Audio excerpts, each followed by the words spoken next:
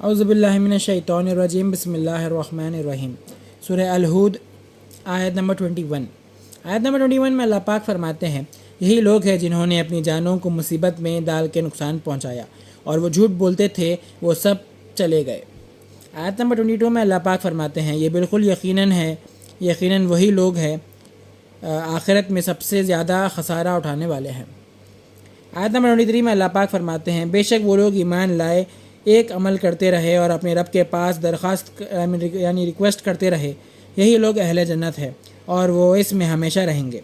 آیت نمبر 24 میں اللہ پاک فرماتے ہیں، کافر اور مسلم دونوں گروہ کی مثال اندھے اور بہرے اور اس کے اپوزٹ دیکھنے والے اور سننے والوں کے جیسی ہے۔ کیا یہ دونوں حال برابر ہو سکتے ہیں؟ کیا تم پھر بھی وارننگ قبول نہیں کرتے؟ آیت نمبر 25 میں اللہ پاک فرماتے ہیں، اور بے شک ہم نے نوح علیہ السلام کو ان کی قوم کی طرف بھیجا، انہوں نے ان سے کہا، میں تمہارے لیے کھلا اللہ سے ڈر سنانے والا بن کر آیا ہوں۔ آیت نمبر 26 میں اللہ پاک فرماتے ہیں، نوح علیہ السلام نے کہا، تم اللہ کے سوا کسی کی عبادت نہ کرو، میں تم پر خطرناک دن کے عذاب کی آمد کا خوف رکھتا ہوں۔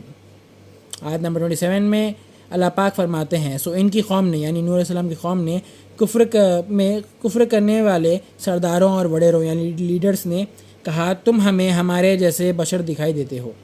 اور ہم نے کسی امیر کو تمہیں فالو کرتے ہوئے نہیں دیکھا سوائے ہماری سوسائٹی میں جو غریب ہے اور فقیر ہے، صرف وہی تمہیں فالو کرتے ہیں، اور ہم تمہارے اندر ہمارے اوپر کوئی سپیریئر نہیں دیکھتے یعنی پاورفل یا پاور میں یا پیسے میں، اور نہ ہی تمہاری جماعت میں کوئی بڑا آدمی بھی نہیں ملتا، ہم تو تمہیں جھوٹا سمجھتے ہیں۔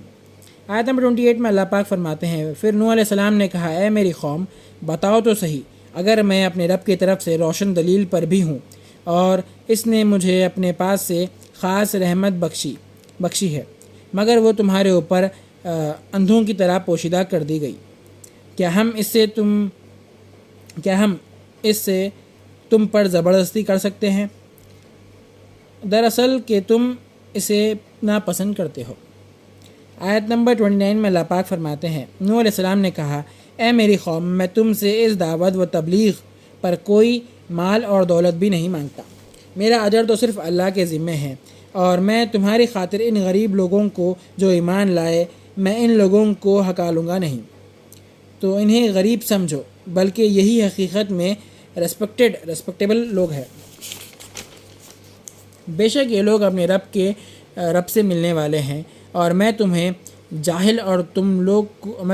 سمجھتا ہوں اور تم لوگ کوئی بات کو نہیں سمجھتے۔ آیت نمبر 30 میں اللہ پاک فرماتے ہیں، نوح علیہ السلام نے کہا، اے میری قوم، اگر میں ان کو دھتکار دوں تو اللہ کے عذاب سے بچانے میں میری مدد کون کر سکتا ہے؟ کیا اس بارے میں تم سوچتے نہیں؟ آیت نمبر 31 میں اللہ پاک فرماتے ہیں، نوح علیہ السلام نے کہا، اور میں تم سے یہ نہیں کہتا کہ میرے پاس اللہ کے خزانے ہیں، اور نہ میں دولت مند ہوں، اور نہ یہ کہ میں اللہ کے بتائے بغیر خود غیب جانتا ہوں، اور نہ میں یہ کہتا ہوں کہ میں انسان نہیں فرشتہ ہوں، میری دعوت کرشمہ یعنی معجزہ نہیں ہے، اور نہ ان لوگوں کے مقابلے میں جنہیں تمہاری نگاہیں فقیر جان رہی ہیں، یہ کہتا ہو کہ اللہ ان کو ہرگز بھلائی نہ دے گا، یہ اللہ کی مرضی ہے، اور ہر شخص کا نصیب اللہ بہتر جانتا ہے جو کچھ ان کے دلوں میں ہے، اگر ایسا کہوں تو بے شک میں اس وقت ظالموں میں ہو جاؤں گا۔ آیت نمبر 32 میں اللہ پاک فرماتے ہیں کہ نوح علیہ السلام کی قوم کہنے لگی، اے نوح، بے شک تم ہم سے لڑ چکے ہو، تو تم نے بہت لڑ لیا، بس تم ہمارے پاس وہ عذاب لے کے آؤ جس کا تم ہم سے وعدہ کرتے ہو، اگر تم واقع میں سچے ہو۔ آیت نمبر 33 میں اللہ پاک فرماتے ہیں، نوح علیہ السلام نے کہا، وہ عذاب تو بس اللہ ہی تم پر لائے گا اگر اس نے چاہا، اور تم اس سے اللہ کو مجبور نہیں کر سکتے۔ آیت نمبر 34 میں اللہ پاک فرماتے ہیں، نوح علیہ السلام نے کہا، اور میری نصیحت بھی تمہیں فائدہ نہیں پہنچائے گی اگر میں تمہیں نصیحت کرنے کا ارادہ کروں، اگر اللہ نے تمہیں گمراہ کرنے کا ارادہ فرما لیا ہے،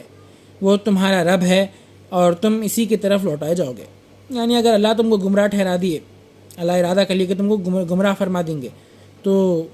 نوح علیہ السلام بولے کہ میں نصیحت بھی کراتا ہوں، وہ تم کو کوئی فائدہ نہیں پہنچیں گے، اگر اللہ تم کو ارادہ کر لیا اللہ تعالیٰ تم کو گمراہ فرمانے کا۔ تو آیت نمبر 35 میں اللہ پاک فرماتے ہیں، اے حبیب صلی اللہ علیہ وآلہ وسلم، کیا یہ لوگ کہتے ہیں کہ پیغمبر نے اس قرآن کو خود بنا لیا ہے؟ تو کہہ دیجئے اگر میں نے اسے بنا لیا ہے، میرے جرم کا گناہ میرے اوپر آئے گا اور میں اس سے بری ہوں جو تم کر رہے ہو۔ اگر ایسا وہ لوگ ایسا بول رہے تو اگر آپ ان کو بول دیجئے نبی صلی اللہ علیہ وسلم کہ اگر میں بنا لیا تو یہ جو جرم کرا میں اس کی گناہ جو سو میرے اوپر آئیں گی اور میں سب سے بری ہوں جو تم کر رہے ہو۔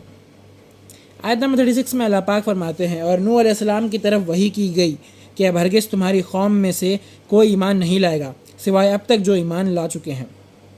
تو آپ ان کے بیکار باتوں سے دکھی نہ ہو۔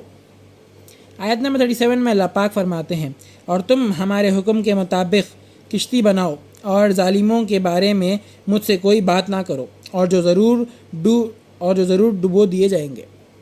آیت نمبر 38 میں اللہ پاک فرماتے ہیں، اور نوح علیہ السلام کشتی بناتے رہے اور جب ان کی قوم کے سردار جاتے تو ان کا مذاق اڑاتے، وہ کہتے اگر تم آج ہم سے مذاق کرتے ہو تو کل ہم بھی تم سے مذاق کریں گے جیسا تم کر رہے ہو۔ آیت نمبر 39 میں اللہ پاک فرماتے ہیں، نوح علیہ السلام نے کہا جو تم قریب جان لوگے کہ کس پر دنیا میں ہی عذاب آیا ہے تو وہ عذاب انسان کو ذلیل اور رسوا کرے گا، اور آخرت میں بھی اس پر ہمیشہ عذاب قائم رہنے والا ہے اور عذاب اترتا ہے۔ آیت نمبر 40 میں اللہ پاک فرماتے ہیں، نوح علیہ السلام نے کہا یہاں تک کہ جب ہمارے اللہ کا حکم عذاب آ پہنچا اور تندور آگ و پانی کے چشمے کی طرح جوش میں ابلنے لگا تو اللہ تعالیٰ نے فرمایا، اے نوح علیہ السلام کشتی میں ہر جانور میں ایک میل اور فیمیل لے لو، نر اور مادہ، اور اپنے گھر والوں کو بھی لے لو سوائے ان کے جن پر مار ڈالنے کا فرمان پہلے ہی آ چکا ہے، یعنی کہ نوح علیہ السلام کی بیوی اور ان کے بیٹے، اور جو کوئی ایمان لایا ہے اسے بھی ساتھ لے لو، اور چند لوگوں کے سوا کوئی ایمان نہیں لایا تھا۔ صدق اللہ العظیم و صدق مولانا رسول الکریم۔